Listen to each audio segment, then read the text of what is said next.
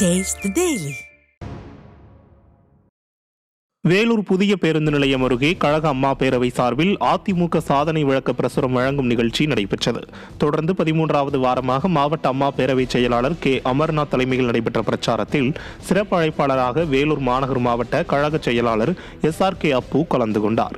இதில் அதிமுக ஆட்சியின் சாதனைகள் மற்றும் 4 ஆண்டு கால திமுக ஆட்சியின் அவலங்கள் குறித்து மக்களுக்கு விளக்கப்பட்டது. மாநில அம்மா பேரவை துணை செயலாளர் AA தாஸ் உள்ளிட்ட கழக நிர்வாகிகள் பலர் கலந்து கொண்டனர். இலங்கை கடற்படையால் சிறைபிடிக்கப்பட்ட மீனவரின் குடும்பத்தை மயிலாடுதுறை மாவட்ட கழக செயலாளர் S. பவுன்ராஜ் 2வது முறையாக நேரில் சந்தித்து ஆறுதல் கூறி நிவாரணம் வழங்கினார். மயிலாடுதுறை மாவட்டம் புதுப்பேட்டை மீனவ கிராமத்தைச் சேர்ந்த மீனவர் இலங்கை கடற்படையால் சிறைபிடிக்கப்பட்டு 3 மாதங்களாக வீடு திரும்பவில்லை. இதனையடுத்து அவரது குடும்பத்திற்கு அதிமுக சார்பில் நிவாரணம் வழங்கப்பட்டது. இதில் கழக நிர்வாகிகள் பலர் உடனிருந்தனர். விருதுநகர் மாவட்டம் ராஜபாளையத்தில் மாவட்ட அம்மா பேரவை சார்பில் அதிமுக பொதுச் செயலாளரின் பிறந்த நாளை முன்னிட்டு இரத்த தான முகாம் நடைபெற்றது.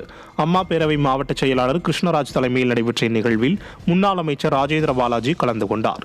இதில் பேசிய முன்னாள் அமைச்சர் தொடர்ந்து மக்கள் நல சேவையில் ஈடுபடும் கட்சியாக அதிமுக திகழ்வதாக குறிப்பிட்டார். இந்நிகழ்வில் கழக சிறுபான்மை நலப்பிரிவு பொருளாளர் ஜான் மகேந்திரன் உள்ளிட்ட கழக நிர்வாகிகள் கலந்து கொண்டனர்.